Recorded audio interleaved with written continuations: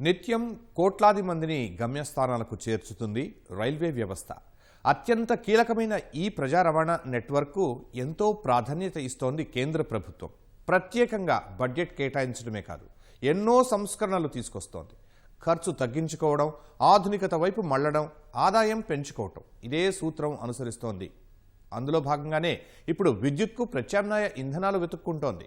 పూర్తిగా విద్యుత్పైనే ఆధారపడకుండా LNG, hydrogen ఇంధనాల వినియోగాన్ని పెంచే దిశగా ప్రణాళికలు సిద్ధం చేసుకుంటోంది.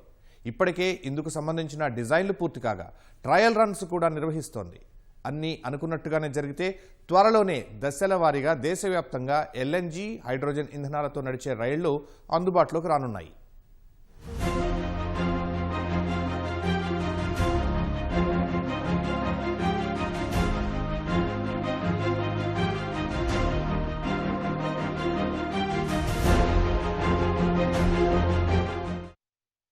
ఒకప్పుడు రైళ్లు నడపడానికి భారీ ఎత్తున బొగ్గు వినియోగించేవారు. పొగ వదులుతూ పట్టాలపై దూసుకుపోయేవి ట్రైన్స్. అందుకే అప్పుడు రైలుని పొగబండి అని పిలుచుకునేవారు. ఆ తరువాత బొగ్గు వినియోగం పూర్తిగా తగ్గిపోయి ఆ స్థానంలో డీజిల్ వచ్చి చేరింది. ఇలా కొన్నేళ్ల పాటు నడిచింది. క్రమంగా డీజిల్ వినియోగం కూడా తగ్గిపోయింది. ఇప్పుడు పూర్తిగా విద్యుత్ ద్వారానే రైళ్లు నడుస్తున్నాయి. సంక్షిప్తంగా చూస్తే ఈ విధంగా రూపాంతరం చెందుతూ వచ్చింది రైల్వే వ్యవస్థ. ప్రస్తుతం రైల్ నెట్వర్క్లో 99% మేర అంతా విద్యుదీకరణ జరిగింది. దీనివల్ల కాలుష్యం తగ్గినప్పటికీ భారీ ఎత్తున ఖర్చవుతోంది. ఎక్కువ మొత్తంలో విద్యుదుత్పత్తి చేయాల్సి వస్తోంది. మరి ఎన్ని రోజులని ఇలా ఎలక్ట్రిసిటీపైనే ఆధారపడాలి? మారుతున్న కాలానికి అనుగుణంగా ఖర్చు తగ్గించుకునే సాంకేతికత అందుబాటులోకి తీసుకురాలేమా? ఆ ఆలోచనే కేంద్ర ప్రభుత్వాన్ని కొత్త రకం ఇంధనం వైపు మళ్లేలా చేశాయి. అందులో భాగంగానే ఇప్పటికే హైడ్రోజన్తో నడిచే రైల్ సిద్ధమైంది. త్వరలోనే ఇది ప్రారంభం కానుంది. దీంతో పాటు liquefied natural gas, diesel demo rail సిద్ధం కావడమే కాదు, ట్రయల్ రన్స్ కూడా పూర్తి చేసుకుంది.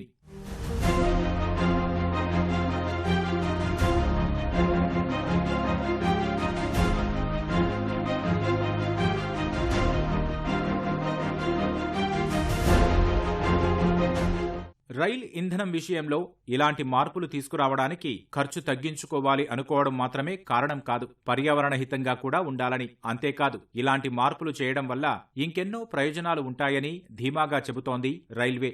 అవేంటో కాస్త వివరంగా చూద్దాం. ముందుగా ఎల్ఎన్జీ, డీజిల్ డెమో రైలు గురించి చెప్పుకోవాలి.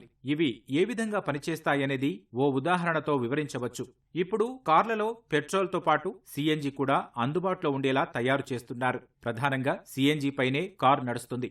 ఎప్పుడైతే ఈ గ్యాస్ అయిపోతుందో అప్పుడు ఆటోమేటిక్గా పెట్రోల్కు కన్వర్ట్ అవుతుంది. దీన్నే బైఫ్యూయల్ టెక్నాలజీ అంటారు. అచ్చం ఇదే విధంగా పనిచేస్తుంది ఎల్ఎన్జీ, డీజిల్ డెమో రైల్. ట్రైన్లో ఉండే డ్రైవింగ్ పవర్ కార్లో ఈ వ్యవస్థను ఏర్పాటు చేశారు. ఇంకాస్త సింపుల్ గా చెప్పాలంటే రెట్రో ఫిట్టింగ్ చేశారని చెప్పుకోవచ్చు. ఇక్కడ డెమో అంటే డీజిల్ ఎలక్ట్రిక్ మల్టిపుల్ యూనిట్ అని అర్థం. ఆటోమేటిక్ గా ఎల్ఎన్జీ నుంచి డీజిల్ కు, డీజిల్ నుంచి ఎల్ఎన్జీకి స్విచ్ అయ్యేలా డిజైన్ చేయడం ఇందులో ప్రత్యేకత. ఈ తరహా తయారీ రైల్వే చరిత్రలో ఇదే తొలిసారి.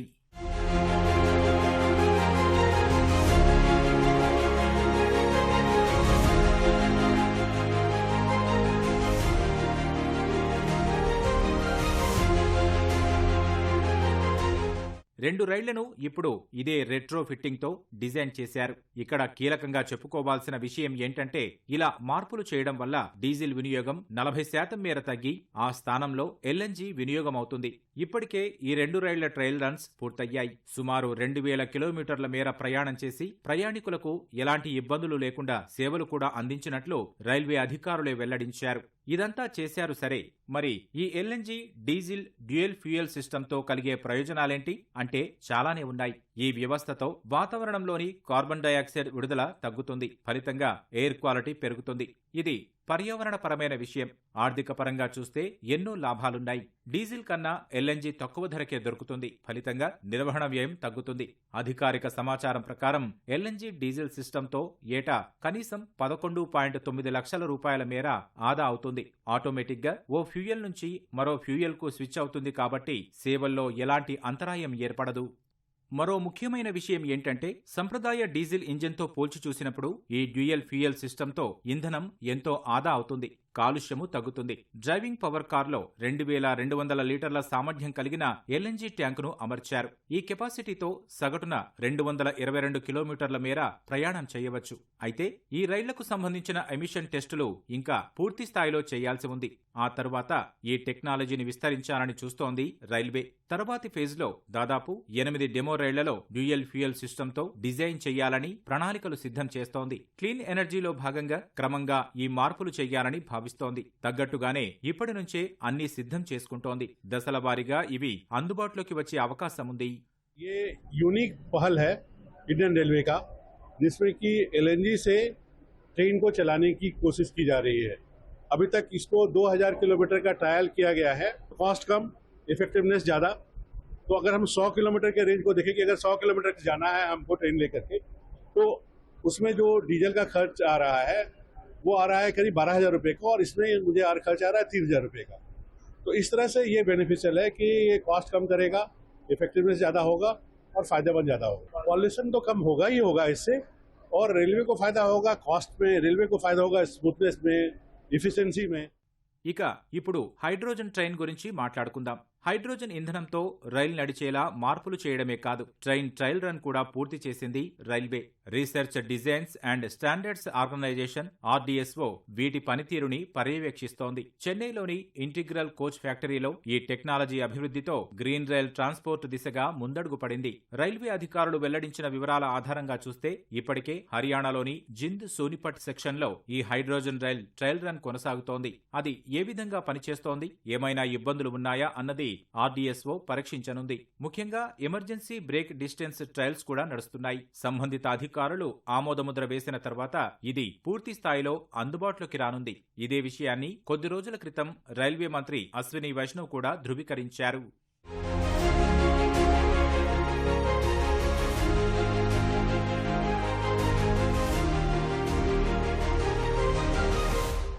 ఇప్పటికే హైడ్రోజన్ ట్రైన్స్ జర్మనీ, స్వీడన్, జపాన్తో పాటు చైనాలో అందుబాటులోకి వచ్చాయి. భారత్లోనూ ఇది పరుగులు పెడితే ఆ జాబితాలో మనకు చోటు దక్కుతుంది. ఈ డిజైన్ కోసం జిందులో ప్రత్యేకంగా ప్లాంట్ కూడా ఏర్పాటు చేసింది రైల్వే శాఖ. దీని సామర్థ్యం 3000 కిలోగ్రాములు. 11 kVల విద్యుత్ సరఫరాను ఈ ప్లాంట్కు అందిస్తారు. తద్వారా అది నిరంతరాయంగా రైలుకు ఇంధనం సమకూరుస్తుంది. ఇక ఈ ట్రైన్ ఫీచర్స్ విషయానికి వస్తే ఆత్మనిర్భర భారత్లో భాగంగా దీన్ని తయారు చేశారు. ఈ ట్రైన్లో 2 డ్రైవింగ్ పవర్ కార్స్ అందుబాటులో ఉన్నాయి. హైడ్రోజన్ ఇంధనం వినియోగం వల్ల కర్బన ఉద్గారాలు పూర్తిగా తొలగిపోతాయి. కేవలం ఆవిరి మాత్రమే గాల్లోకి విడుదలవుతుంది. ఓ రకంగా ఇది నెక్స్ట్ జెన్ ఫ్యూయల్ టెక్నాలజీ అని చెప్పొచ్చు. ఈ ట్రైన్లో మొత్తం 10 కోచ్లు అమర్చారు. ఈ హైడ్రోజన్ ట్రైన్ గరిష్టంగా గంటకు 140 నుంచి 150 కిలోమీటర్ల వేగంతో దూసుకుపోతుంది. ఒకేసారి 2600 మంది ప్రయాణికులను గమ్యస్థానాలకు చేర్చుతుంది. సుమారు 35 హైడ్రోజన్ ట్రైన్స్ ను అందుబాటులోకి తీసుకొచ్చి కల్కా, సిమ్లా, డార్జిలింగ్, నీలగిరి పర్వతాల మార్గాల్లో నడపాలని కేంద్రం యోచిస్తోంది. అయితే ప్రస్తుతానికి గ్రీన్ హైడ్రోజన్ కిలో 300 నుంచి 400 రూపాయల వరకు ఉంటోంది. 2030 నాటికి నేషనల్ గ్రీన్ హైడ్రోజన్ మిషన్ ద్వారా ఈ ధరను 100 రూపాయలకు తీసుకురావాలని కేంద్రం భావిస్తోంది. మరి ఈ స్థాయిలో ఈ ప్రత్యామ్నాయ ఇంధనాల వైపు మళ్లడానికి కారణమేంటని చూస్తే విద్యుత్తు ద్వారా రైళ్లను నడపడం వల్ల భారీగా ఖర్చవుతోంది. విద్యుత్తో నడిచే రైల్ కిలోమీటర్కు 20 యూనిట్ల ఎలక్ట్రిసిటీ అవసరమవుతుంది. సగటున యూనిట్కు ₹6.50 మేర అవుతుందని అనుకున్న కిలోమీటర్కు ₹130 మేర ఖర్చు చేయాల్సి వస్తోంది.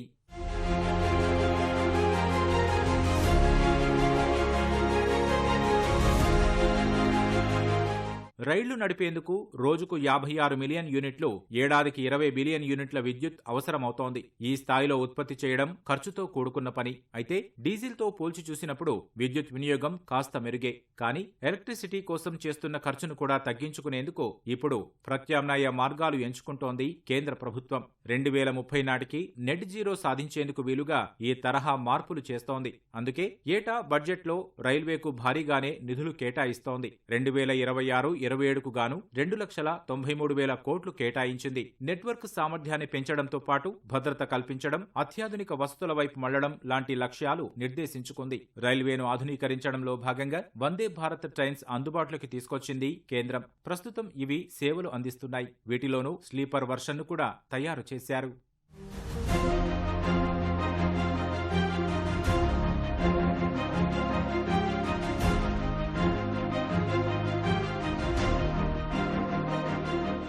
రైల్వేను ఎప్పటికప్పుడు సేవలను అప్గ్రేడ్ చేసేందుకు సిద్ధంగా ఉన్నామని ఎన్నో సందర్భాల్లో చెప్పింది ప్రభుత్వం. భద్రతా పరంగా train collision avoidance system Kavach ను తీసుకొచ్చింది. 2030 నేషనల్ రైల్ ప్లాన్ లో భాగంగా ప్రజలు ఎలాంటి ఇబ్బందులు లేకుండా అత్యాధునిక వసతులున్న రైళ్లలో ప్రయాణించే విధంగా చెయ్యాలని లక్ష్యం పెట్టుకుంది. ఇందుకు తగ్గట్టుగానే ఇప్పుడు liquefied natural gas diesel train తో పాటు హైడ్రోజన్ ట్రైన్ ను డిజైన్ చేయించింది. ప్రస్తుతానికి ఇవి తొలిదశలోనే ఉన్నప్పటికీ త్వరలోనే పూర్తి స్థాయిలో అందుబాటులోకి రానున్నాయి. తద్వారా ఖర్చు భారీగా తగ్గడంతో పాటు పర్యావరణానికి మేలు జరుగుతుంది.